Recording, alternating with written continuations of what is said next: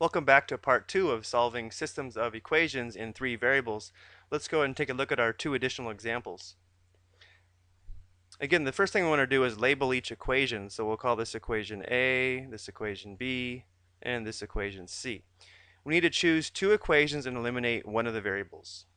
And it doesn't matter which variable we eliminate first, but let's go ahead and eliminate the x variable from the first 2 equations. So if this is a positive 4x, we want this to be a negative 4x.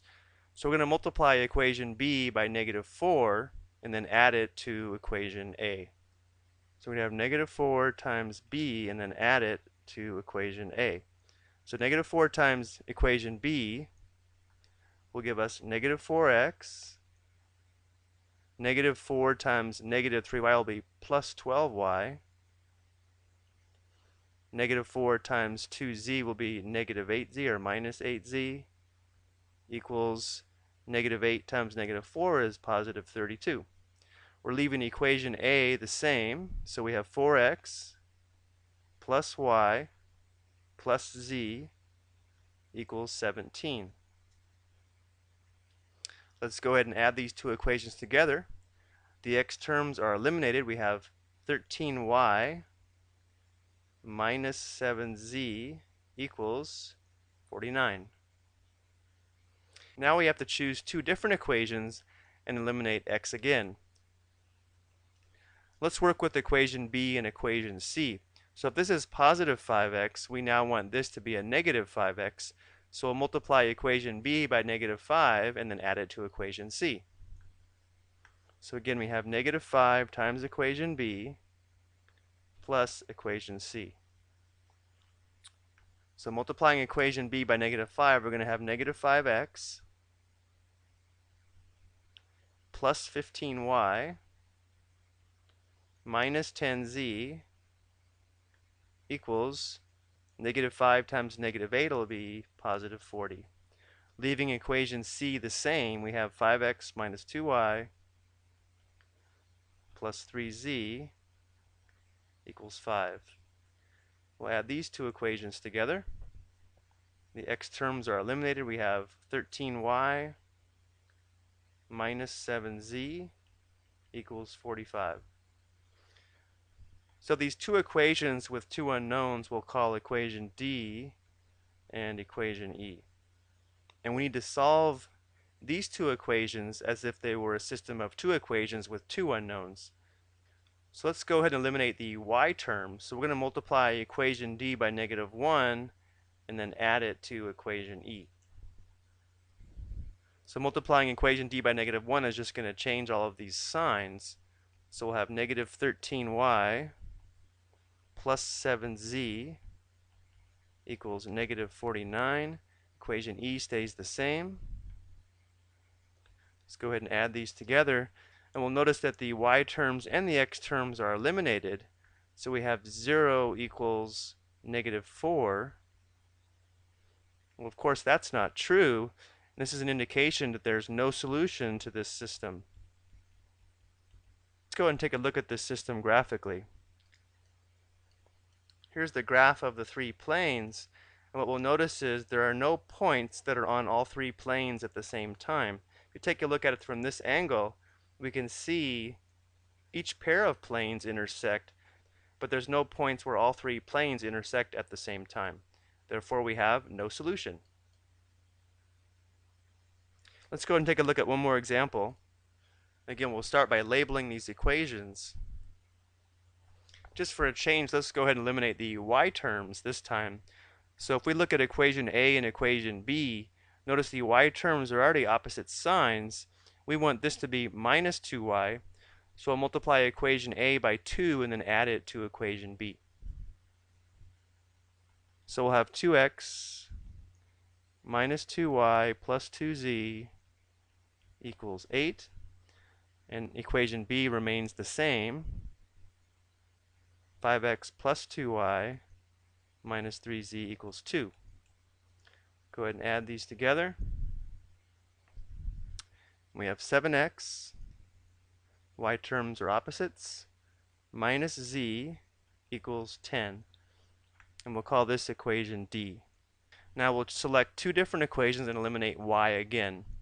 So if we work with equation A and equation C, if this is plus 3y, we want this to be minus 3y. So we'll multiply equation A by 3 and add it to equation C. So we'll have 3x minus 3y plus 3z equals 12. And equation C stays the same, 4x plus 3y minus 4z equals negative 2. Adding these together, we have 7x, 0, minus z equals 10. We'll call this equation E. Now we're going to solve the system using equation D and equation E. One thing we'll notice right away, though, is these two equations are identical. So if we were to try to eliminate either x or z, they'll both be eliminated. Let's go ahead and try it anyway. Let's multiply equation D by negative 1 and then add it to equation E. So we'd have negative 7x plus z equals negative 10. And then we have 7x minus z equals 10. If we add these equations together, notice that everything's eliminated. So we end up with 0 equals 0, which is true. This is an indication that there are an infinite number of solutions. So what we'll do now is express the relationship among x, y, and z to show there's an infinite number of solutions. So to start off, what we can do is take one of the equations with two variables, let's say equation E, and we'll solve this for z. So if we add z to both sides, we'd have 7x equals 10 plus z. Subtracting 10 on both sides, we have z equals 7x minus 10. So our solution could be expressed in this way. If we let x be any real number, then the z-coordinate must be 7x minus 10. Now what we'll do is go back and express y in terms of x. And the way we'll do that is we'll go back up to one of the original equations, let's say equation A, and solve it for y using x for the variable x and 7x minus 10 for z. So using equation A, we would have x minus y plus, instead of z, we'll use 7x minus 10 equals 4. So we'll solve this for y so that we have y in terms of x. So x plus 7x would be 8x minus 10. Let's go ahead and move the y to the other side, so we'll have equals positive y plus 4. And if we subtract 4 on both sides, we'll have y equals 8x minus 14.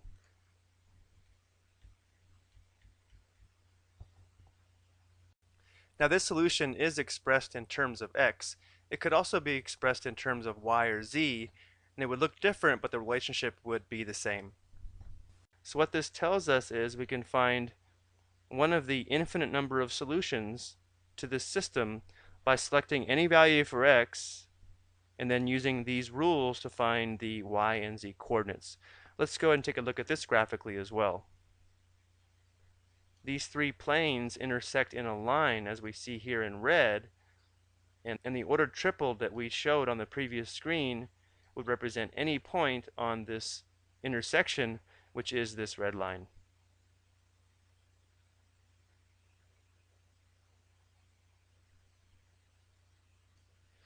Okay, that's going to do it for this video. Thank you for watching.